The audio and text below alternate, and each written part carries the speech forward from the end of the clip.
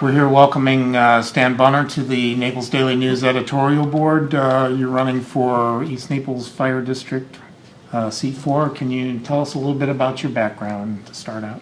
Yes, I'm 50 years old. My wife and 2 children and I live in Berkshire Lakes here in Naples. I moved to Naples in 2000. My mother was a snowbird, and when I was on active duty in the Army, I used to come visit her here over Christmas breaks. And so after I went to law school, I thought I'd apply down in Naples and see if I could get a job here. I've lived here for 14 years since. My first real employment after college was with the United States Army. I entered the Army in 1986, and I was on active duty for a little over 5 years. I was an interrogator and a debriefer, Russian linguist. I was assigned in Germany, where I did debriefings and interviews of Soviet defectors and emigres that had jumped over the fence from the group of Soviet forces in Germany. This was back in the days of the Berlin Wall. After that, I got a job as a civilian working for the Army, doing the same work in Conus, and then as part of a consolidation, I transferred to the Defense Intelligence Agency, where I did human intelligence for them. I then went to law school at night on a tour that I was doing in Boston, and I did well in law school, and I decided I was young enough to transition from a military career to one in law, which brought me to Naples. Approximately 18 months after I came to Naples, 9/11 happened, and I was recalled to active duty for 2 years. I was assigned at CENTCOM headquarters, and then almost immediately deployed to Afghanistan in November of 2001, where I assisted Special Operations Forces with human intelligence. I then went to Kuwait and did the invasion of Iraq, where I led the tactical interrogation operations for the 3rd Infantry Division as we went up the west side of Iraq during that invasion. Since then, I've remained active in the Naval Reserve. I'm now a commander and about to take an assignment as the commanding officer of an intelligence support unit to NORTHCOM in Colorado Springs, Colorado. I practice law full-time here with Gaudia, Damzik, and DeBost, and I'm interested in taking a seat on the Fire Commission because the military is a young man's game. I'm 50 years old now, and I want to continue community service. And I thought this was an appropriate area which I could bring my military background and those skills to further the public interest. How long have you been a lawyer here in Florida? Since 2000. I was admitted in the fall of 2000. You mentioned a new assignment with the Reserve. How time consuming is that? Well, it's 1 weekend a month and 2 weeks a year. The standard is that, and there is from time to time we do some work on the weeknights. Actually, as a commanding officer, the amount of time that I'll spend on that will be a little bit less than it has been in the past. As a department head in the Navy, those are the people who do the work, get the job done, and if you have a task that takes hours and hours, they're doing that, and I did that now since 1994. Now as the commanding officer, it's more my job to call those people and say, hey, have you done that task that takes hours and hours? And that takes a little less time. So it actually might ironically take me a little less time than it has in the past. Okay. But you don't see that as an impediment to serving on the Fire Commission? No, which I is don't. obviously not a full-time job. But. Yeah, I don't believe so, because obviously you have to be there for meetings, and I've managed to balance that law practice and the reserves, including spending significant times on active duty. In fact, last year I was in Afghanistan. About a year ago I returned from a tour in Afghanistan for 3 months. So I don't think it'll be an impediment. Since you said you wanted to contribute to the community, there are so many different advisory boards. Why did you choose the Fire District? I only learned the Fire District originally because of Brian Cross, who's currently a commissioner. Brian actually was an attorney that I hired out of law school, and he was working for me. He became a commissioner, and he discussed that work and what they do, and I took an interest in it. And then he actually suggested to me, why don't you consider running for a fire commissioner seat, and that's what got me started. I met with the fire, and I met with the union, I met with the chief. I got interested in it, and it became apparent to me that the skill set that I learned in the military was directly applicable to that role. So that's what got me into it. What about any other political aspirations beyond this? I'm really not a politician. I don't even really much like to talk, so I don't think I have any at this point. There must have been some certain things in the Fire District that drew you to it, or particularly the East Naples one at this time. Yes. Really, it was meeting the firefighters and the union members that I enjoyed. I can tell you that they described it as a family. That we had a community meeting the other night where all the candidates were there on the board, and Commissioner Boyer actually mentioned that firefighters are a family, and that's very similar to the attitude in the military. And as I sat with the firefighters in the stations and talked to them, it directly related to that feeling that you get in the military, in a small military unit, especially a special operations unit, and that really appealed to me more than anything else. The issue of the day in East Naples seemed to be consolidation, the merger with Golden Gate. Where do you stand on that? Yeah, I'm supportive of the merger. Based on everything I've seen thus far, it makes sense financially. It makes sense organizationally. The chief was nice enough to sit down with me and explain the plans going forward, the reorganization plans, and how he sees the roles and responsibilities in the event of a merger, and that makes sense to me. Financially, it seems to make sense on paper that I can see, and so I'm supportive of it. From an East Naples perspective, East Naples stands right now without a lot of debt. Golden Gate has significant debt. Yes. The two merge, does that become a burden on East Naples taxpayers, and if so, or should it? I think it's inescapable to acknowledge that from one perspective, in the short term, financially, East Naples stands to be, let's say, in a donor position relative to Golden Gate. I would agree with that. East Naples has no debt. Golden Gate has debt, obviously. But that is a short-term thing. I mean, in any time you merge two organizations, there's always going to be strengths and weaknesses on both sides, and those over time will be ameliorated after. But yes, I don't think.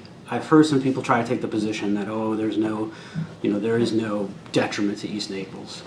But obviously, if it has no debt, it has more revenue coming in. I think you have to acknowledge that yes, in the short term, East Naples will be in a, for lack of a better term, a donor position vis-a-vis Golden Gate. And then as a strength and weaknesses, what are the strengths that come either from Golden Gate or from the merger itself? Well, Golden Gate's workforce is younger. I'm not going to say it's better, but it's younger. It's highly motivated. I think that is one of the benefits going forward to both sides is rather than have promotion opportunities be segregated, so the Golden Gate people can only compete for leadership positions within Golden Gate and East Naples, you'll cross those boundaries. So I think for your younger go-getter firefighters, that is definitely a plus for them. And as over time, your Golden Gate firefighters, they're going to receive larger salary increases with, vis-a-vis the East Naples people, so that salary eventually evens out, so it's a benefit to Golden Gate folks in that regard. And as you can see through the mutual aid that they've been providing one another, response times have gone down, and so these are all benefits. And now money's being diverted into reserves.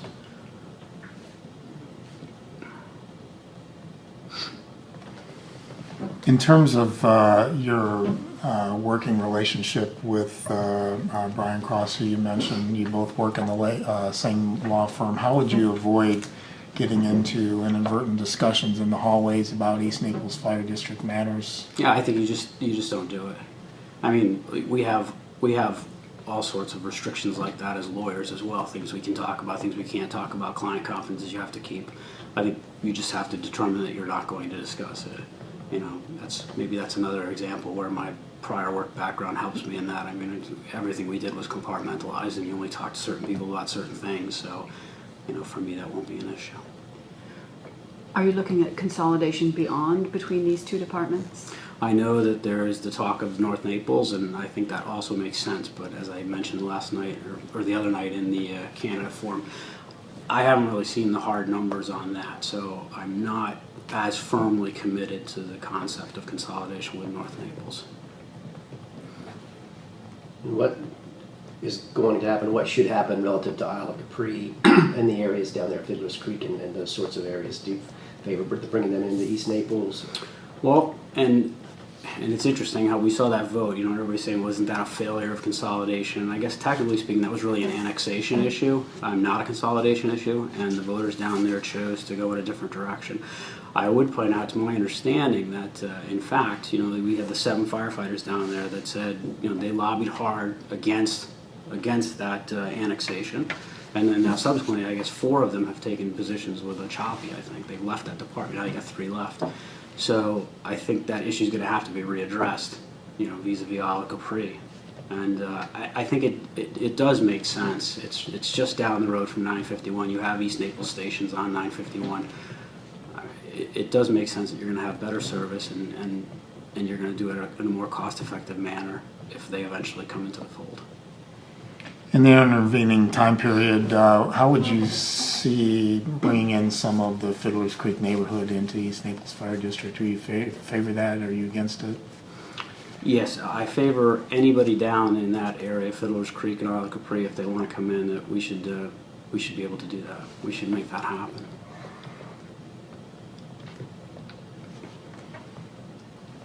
Up on the other end of the district, there's an issue with the city of Naples relative to providing coverage to some areas along Bayshore Drive, Hamilton Harbor, Windsor, that sort of area.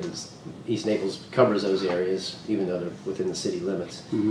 Should East Naples continue to do that?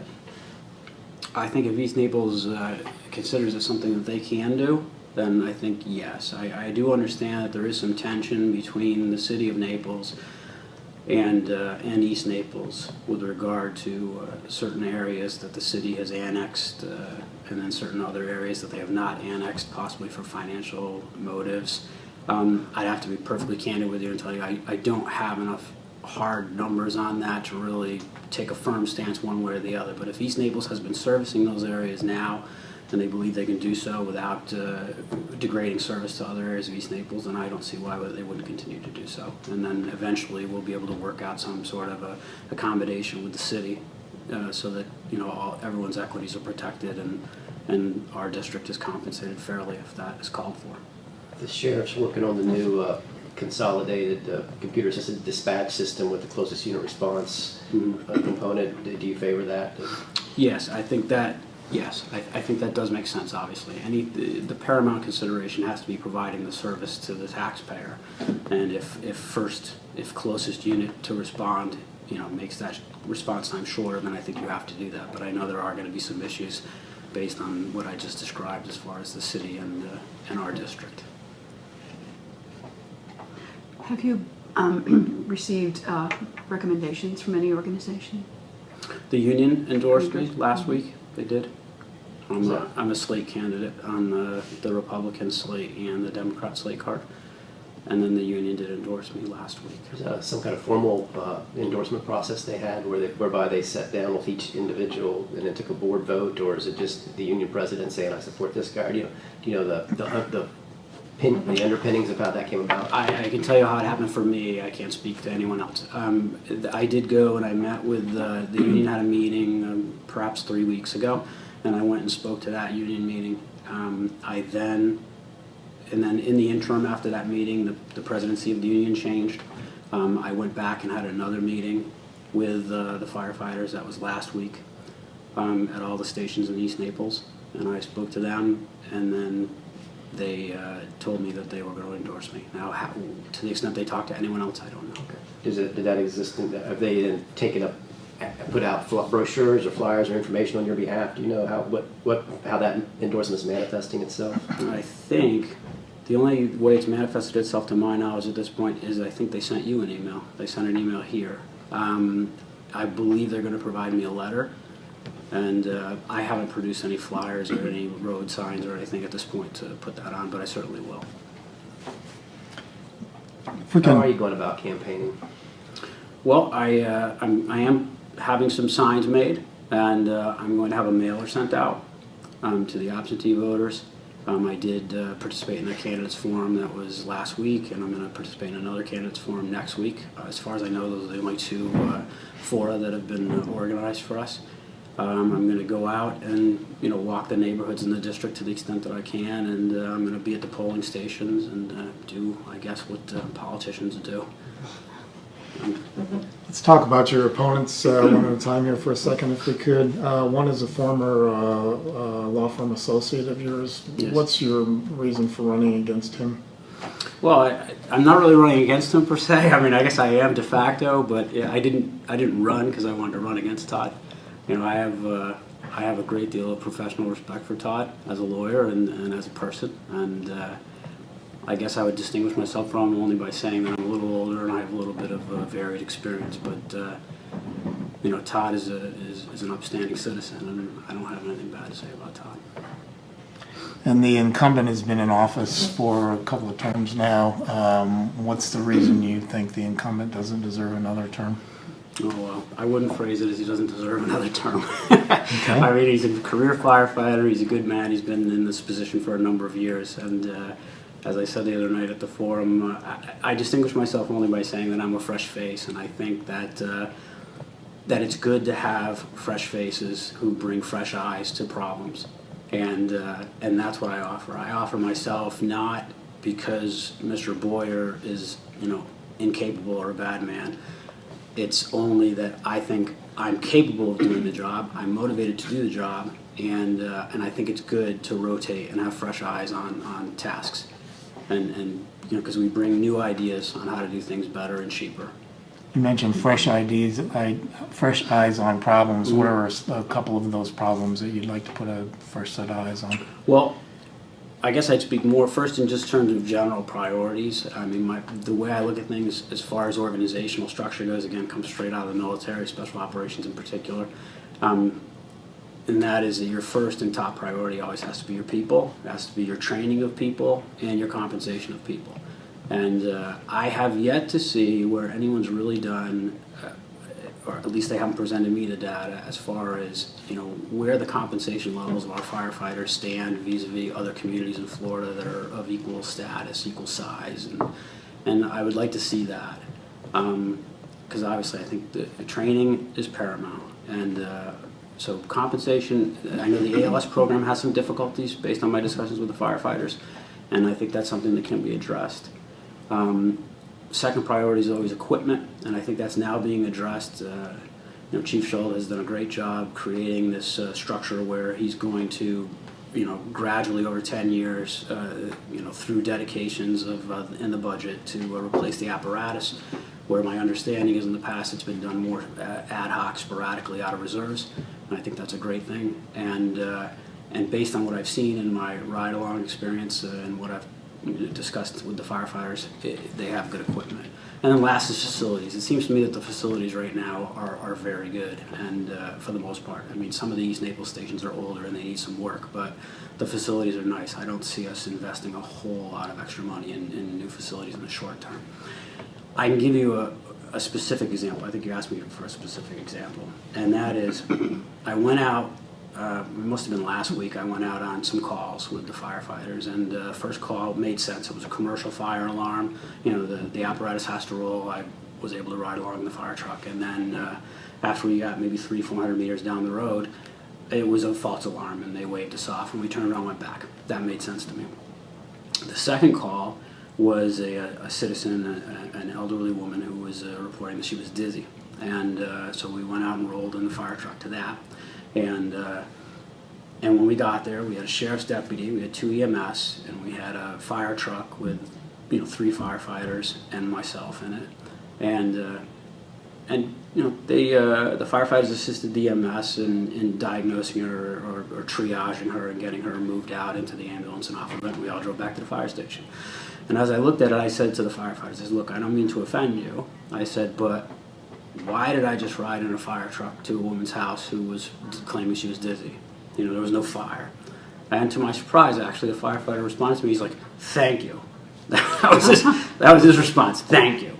And again, I don't propose that I've solved this issue or even necessarily identified an issue that needs to be addressed, but it does not make sense to me that we're rolling a fire truck to that call. Now, another call came after that, and this was an individual who had a disturbance, a blockage in a port, and was probably a PIC line at a local dialysis center. Again, I got on a big fire truck and rolled out, and when we walked into the dialysis center, the EMS waved us off, and back we went. Again, why are we rolling in a fire truck? based on what I can understand thus far from talking to folks, it's a manning issue actually. They don't need the fire truck. Nobody even proposes that a fire truck is necessary on those calls. The issue is that EMS needs the support of the firefighters to triage and potentially to transfer the patient. And then because that individual is gone from the firehouse, they have to take the truck, because if a structure fire call comes in while they're out there, then they have to be able to move immediately to the structure fire. Well, my initial reaction to that is there has to be a smarter way to do that. There has to be a way to provide EMS with firefighter support that doesn't require that apparatus to roll, because I drive a little Honda. I mean, my little Honda doesn't like to go 4 or 5 mile trips at a time. Well, you're taking these multi-million-dollar machines and you're driving 4 or 5 miles at a time. That takes maintenance. That takes cost. There's a cost built into that. It's not simply taking the fire truck out and no big deal. And I know Chief Schultz has proposed hiring some part-time firefighters, things like that. It seems to me, as I talk to the firefighters, that there is a way, and there should be a way, to get an extra body in that station during shifts that they can provide to EMS, and that way that fire truck does not have to roll, and EMS still gets its extra support. Or maybe EMS itself needs to work on their manning issues. But that'll be an example. And it's probably heresy. I'm sure that it's ringing in the ears of everybody in the system that the fire truck shouldn't roll, but that's an idea. We've hit our 20-minute time slot here. Are there any final observations you'd like to make? Anything we didn't cover here? No, I had asked for your support on Election Day. I'm up to the task. I want to do it. And again, all of us talk about term limits and wanting change in our elected officials, and that's what I offer, is a fresh face capable to do the job. And I ask for your vote. Thank you all for your time.